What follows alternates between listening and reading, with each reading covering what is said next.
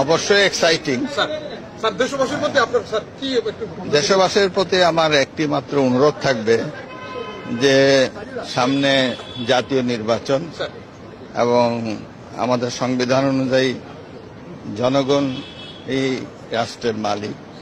সংবিধানের ৭ ধারা অনুযায়ী সেখানে পরিষ্কার বলা আছে যে জনগণের দেশের মালিক জনগণ।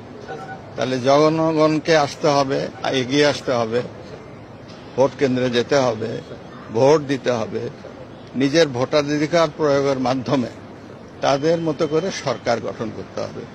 হ্যাঁ, তবে লক্ষ্য রাখতে হবে, আমার সবচেয়ে বড় আকাঙ্ক্ষা, যেহেতু আমি একজন মুক্তিযোদ্ধা, আমার এই আকাঙ্ক্ষাটা সবচেয়ে প্রায়োরিটি পায়, সেটা হলো যে সরকারি যাকেই নির্বাচিত করুক অবশ্যই তারা যেন মুক্তিযুদ্ধের সপক্ষের হয়।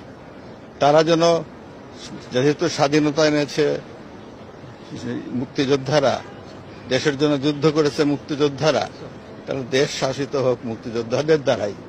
এটাই আমার চরম আকাঙ্ক্ষা। তবে জনগণ যাকে চাবে তারাই সরকার গঠন করবে এবং গণতান্ত্রিক পদ্ধতিতে সরকার চলবে।